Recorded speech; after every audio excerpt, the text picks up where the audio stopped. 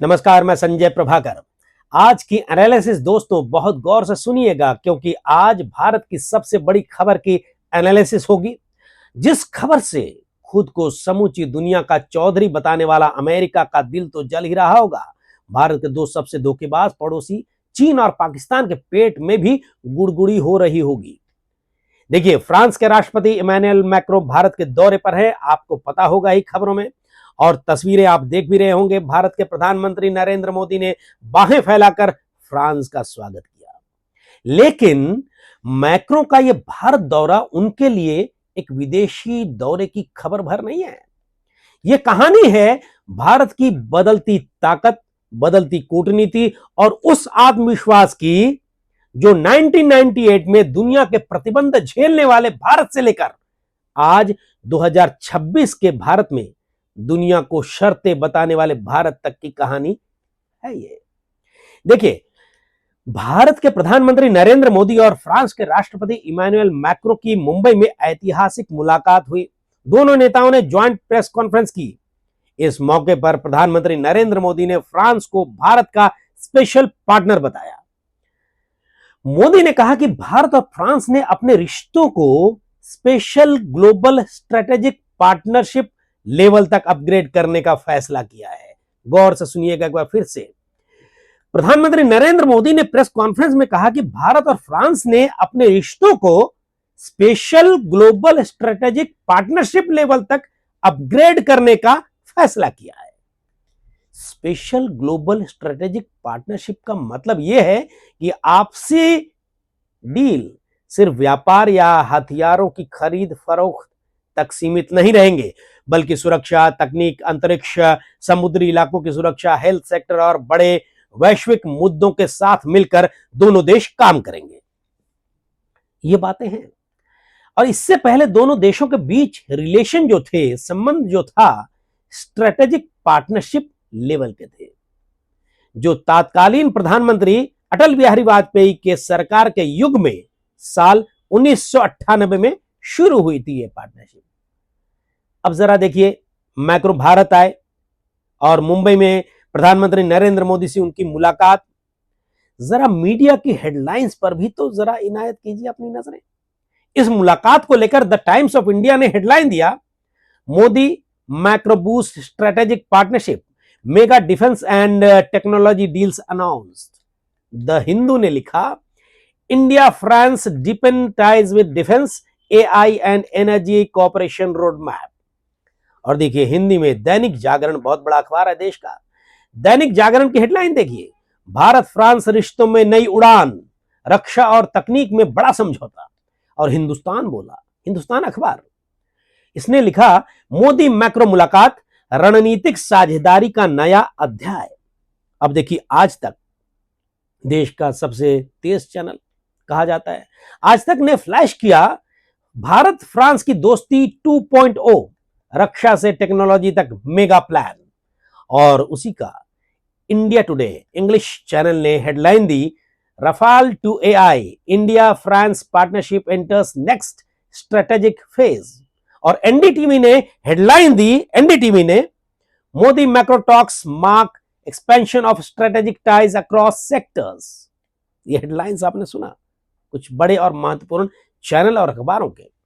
अब आप बताइए, क्या आपको नहीं लगता कि भारत अब सिर्फ हथियार खरीदने वाला देश नहीं रहा, बल्कि ताकत तय करने वाला देश बन रहा है?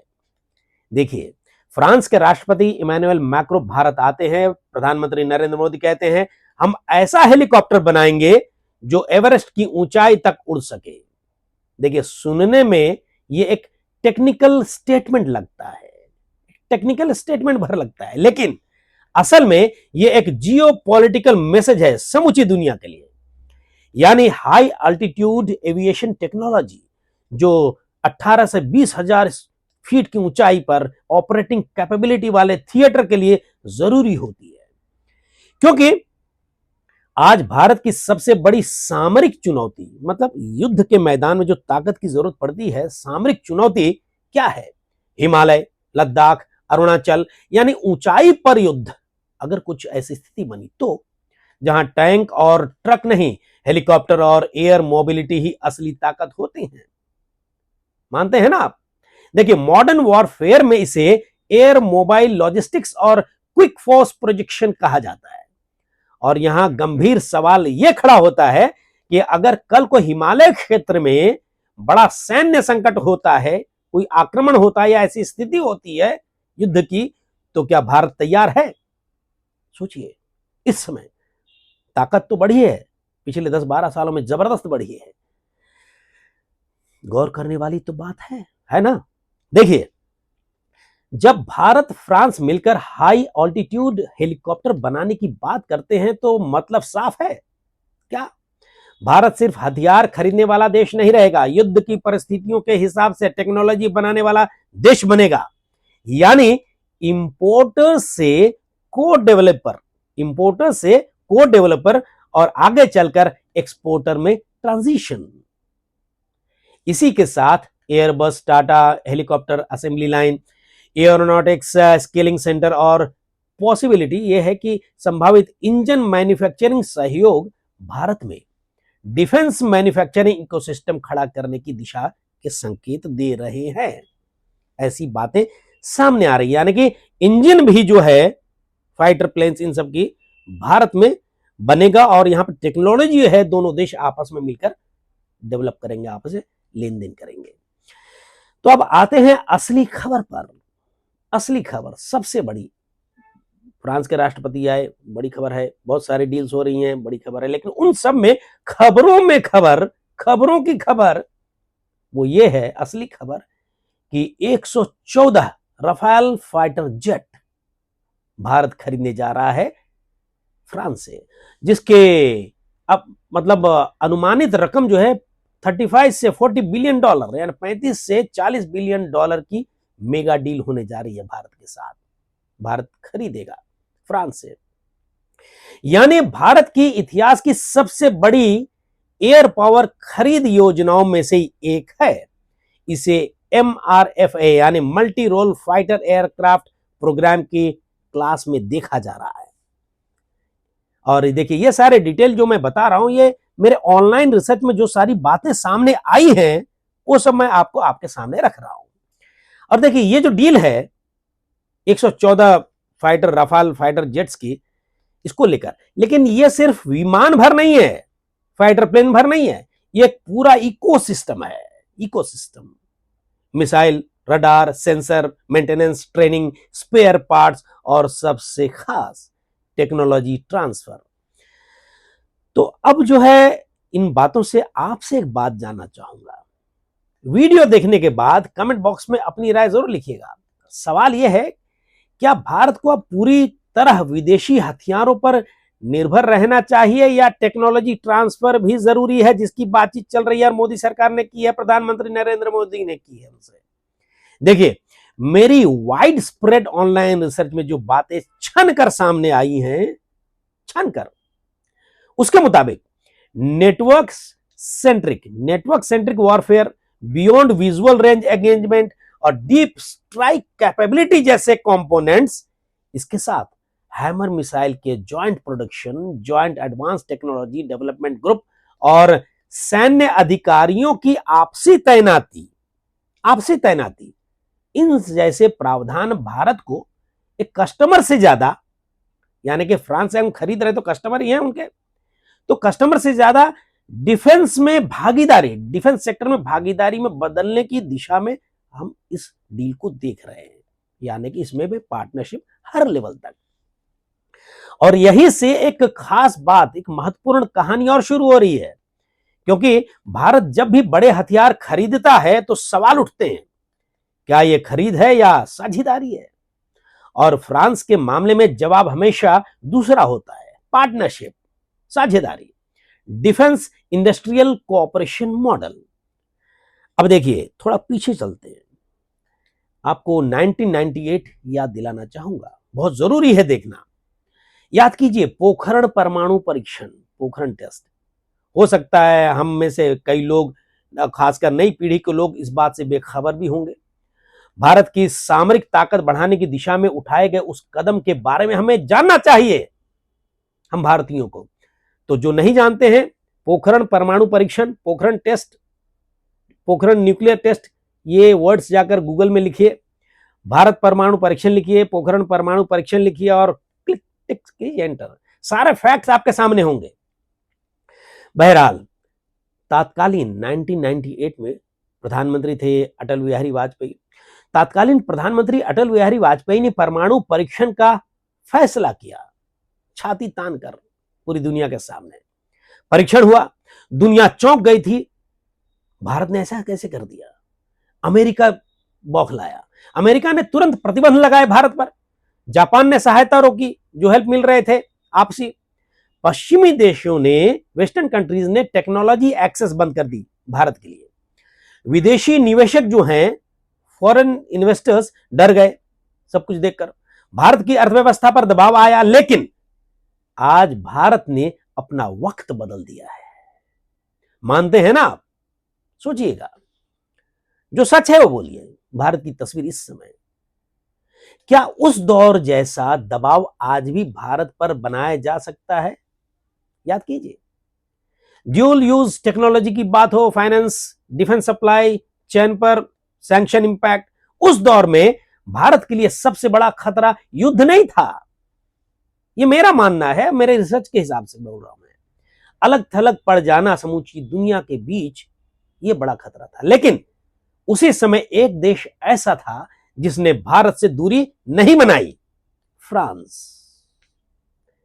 उसने संवाद जारी रखा भारत के साथ, रक्षा संबंध खत्म नहीं किए, भारत को पूरी तरह से अंतरराष्ट्रीय सिस्टम से काटने की अमेरिकी कोशिश का हिस्सा नहीं बना था फ्रांस।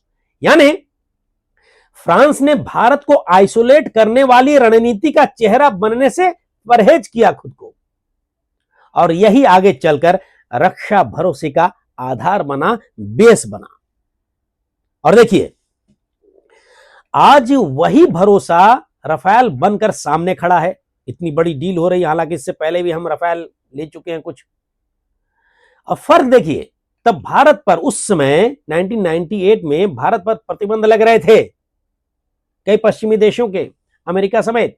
सबसे पहले तो अमेरिका ही था, पर आज भारत को हथियार देने के लिए, हथियार बेचने के लिए अमेरिका समेत कई देश लाइन में खड़े हैं। तब भारत टेक्नोलॉजी मांग रहा था, आज कंपनियां भारत में फैक्ट्री लगाने को तैयार हैं। अब बात यह आती है सामने, क्या भारत अब वैश्विक ताकतों के बीच बैलेंस बनाने में सफल हो रहा है या नहीं? देखिए, लोकल मैन्युफैक्चरिंग और सप्लाई चेन इंटीग्रेशन की बात है। फ्रेंच इंजन निर्माता जो है, मैन्युफैक्चरर, भारत में उत्पादन लाइन लगाने की इच्छा दिखा चुका है, अपनी मंशा जता चुका है रक्षा क्षेत्र को लेकर। यानी आने वाले समय में, भविष्य में लड़ाकू विमान का दिल यानी हार्ट, इंजन वो भी भारत में बन सकता है। ये बातें सामने आ रही हैं। तो अब बड़ा सवाल ये है हमारे सामने, क्या अमेरिका इससे नाराज होगा? क्योंकि वो तो सबसे बड़ा व्यापारी है। देखिए, कूटनीति में कोई खुलकर नाराज तो नहीं होता है। कूटनीति में, डिप्लोमेसी में कोई भी खुलकर नाराज नहीं होता जब बात होती है ग्लोबल कूटनीति की। लेकिन असुविधा जरूर होती है, थोड़ी परेशानी जरूर होती है, जलन जरूर होगी दिलों में। और देखिए, बात है 114 जेट्स, फाइटर जेट्स जैसी डील दुनिया के किसी भी रक्षा इंडस्ट्री के लिए, डिफेंस इंडस्ट्री के लिए खजाना होती है, खजाना। और अमेरिका चाहता था कि भारत उसके भी मान ले फाइटर्स, लेकिन भारत ने फ्रांस को चुना। अब एक बात आपके दिमाग में भी आ रही होगी, जो मेरे में आई थी, तो मैं अपनी बातें रख रहा हूं आपके सामने। क्या भारत को एक ही देश पर निर्भर करना चाहिए या मल्टी अलाइनमेंट सही रणनीति है? देखिए, ये एनालिसिस है मेरी, यहां तो भारत सरकार के सामने एक से एक थिंक टैंक है। बहरहाल, आप अपनी राय जरूर लिखिएगा आप भी, क्योंकि इस दुनिया में कोई भी ऐसा दो ब्रेन नहीं है जो एक जैसा सोच सके। ये भगवान ने बनाया है, तो कोई भी अच्छी भी सोच सकता है, बुरा भी सोच सकता है। मैं तो अपनी एनालिसिस आपके सामने रख रहा हूं। देखिए, मेरा मानना है कि अब चीन और पाकिस्तान पर क्या असर दिखेगा, ये जानिए। फ्रांस से 114 राफेल की खरीदी को लेकर, देखिए 114 फाइटर प्लेन राफेल का मतलब सिर्फ संख्या भर नहीं है, 114। इसका मतलब है air dominance, deep strike, network warfare, दो फ्रंट, डेटरेंस कैपेबिलिटी, पाकिस्तान की पूरी एयर डिफेंस रणनीति बदल जाएगी इससे। हमको देखकर बौखला जाएगा, फिर वो क्या करेगा पता नहीं, वो अपनी प्लानिंग। इन दोनों पड़ोसी देशों में चीन और पाकिस्तान में बवाल तो मच ही चुका होगा। आपको क्या लगता है, पाकिस्तान की पैंट्स ढीली नहीं हुई होगी, यानी गीली नहीं हुई होगी? मेरा तो मानना है कि पाकिस्तान की पैंट्स ऑलरेडी गीली हो चुकी होगी इस डील को सुनकर। और देखिए इसी रफाल ने पाकिस्तान के न्यूक्लियर साइट्स पर घातक हमले किए थे, पाकिस्तान पर घातक हमले किए थे। पूरी दुनिया ने देखा था उन तस्वीरों को ऑपरेशन सिंदूर में। चलिए, ऑपरेशन सिंदूर तो ताजा ही होगा आपके दिमाग में, माफ कीजिएगा। अब एक प्रश्न यह खड़ा होता है, क्या इस डील से दक्षिण एशिया का, साउथ एशिया का पावर बैलेंस बदल जाएगा? सवाल में दम है या नहीं, सोचिएगा, एक बार फिर से सवाल पर ध्यान दीजिए। सवाल यह खड़ा होता है कि इस समय जो डील हो रही है हमारी भारत की फ्रांस के साथ, 114 फाइटर प्लेन्स, अब बाकी डील्स छोड़ दीजिए, इस समय तो हो तो रहे हैं, क्या इस डील से साउथ एशिया का पावर बैलेंस बदलेगा? सवाल में दम है ना? देखिए, फ्रांस के साथ हो रही इस ताजा डील, वो भी यूरोप के साथ ठीक अभी अभी हुई मदर ऑफ ऑल डील्स में यूरोप के साथ बड़े व्यापारिक समझौते के बाद देखें तो एक तरफ भारत यूरोप के साथ व्यापार खोल रहा है, रिश्ते जोड़ चुका है, दूसरी तरफ उसी यूरोप की सैन्य ताकत फ्रांस के साथ सुरक्षा पार्टनरशिप, डिफेंस यानी सुरक्षा पार्टनरशिप गहरा रहा है और संबंध मजबूत कर रहा है भारत। इसका भारत की ताकत पर क्या असर होगा, सोचिए क्या असर होगा। देखिए, पहला असर तो यह होगा कि एयरफोर्स की विश्वसनीयता जो है और उसकी क्षमता बढ़ेगी। दूसरा, मेक इन इंडिया असली रक्षा उत्पादन में बदलेगा। तीसरा, युद्ध के समय अगर कभी ऐसी बात हो गई, युद्ध के समय सप्लाई रुकने का डर घट जाएगा। चौथा, भारत की अंतरराष्ट्रीय नेगोशिएशन पोजीशन मजबूत होगी। और पांचवा, न्यूक्लियर ट्रेनिंग और एसएमआर ऊर्जा सहयोग भारत की ऊर्जा सुरक्षा को लॉन्ग टर्म आधार देगा, बेस देगा। एसएमआर की बात हुई, एसएमआर यानी क्या? एसएमआर यानी स्मॉल मॉड्यूलर रिएक्टर, छोटे आकार के परमाणु बिजली घर होते हैं जो फैक्ट्री में बनकर साइट्स पर रख दिए जाते हैं। ये जो है ट्रेडिशनल बड़े न्यूक्लियर प्लांट से सस्ते होते हैं और जल्दी तैयार हो जाते हैं। ऐसे जो रिएक्टर हैं छोटे शहरों और दूर दराज क्षेत्रों को लगातार पावर देने, बिजली देने के लिए बनाए जाते हैं। बहरहाल देखिए, फ्रांस के साथ हो रही इस ऐतिहासिक डील का असली निचोड़ मेरी नजर में यही है कि 1998 में भारत ने परमाणु परीक्षण किया तो दुनिया ने कहा भारत को सजा दो, सैंक्शन लगाओ, प्रतिबंध लगाओ। और आज की तस्वीर देखिए, 2026 में भारत रक्षा साझेदारी कर रहा है, डिफेंस क्षेत्र में पार्टनरशिप कर रहा है। तो दुनिया कहती है भारत के साथ पार्टनरशिप करो, साझेदारी करो, पार्टनरशिप बढ़ाओ। और यही डिफरेंस है ताकत, निर्भरता और आत्मनिर्भर भारत में। और यही इस भारत फ्रांस डील का असली मतलब है। देखिए, भारत हथियार भर नहीं खरीद रहा है, भारत अपना भविष्य बना रहा है, और शायद पहली बार अपनी शर्तों पर। चलिए, आज बस इतना ही। इस वीडियो पर आप अपनी राय जरूर लिखिएगा, क्योंकि आपकी राय से देश के भविष्य को लेकर विचारों की क्रांति आ सकती है। और दोस्तों, आपसे गुजारिश है, दिली गुजारिश है कि अगर आपने अभी तक मेरे इस चैनल को सब्सक्राइब नहीं किया है तो तुरंत कीजिए और अपने दोस्तों को भी भेजिए इसके लिंक, ताकि मेरे विचार लोगों तक पहुंचे। और अब मेरे विचारों से आप सहमत हैं तो बहुत अच्छा, और उसमें आप विचार ऐड करना चाहते हैं तो कमेंट बॉक्स में लिखिए। चलिए, नमस्कार।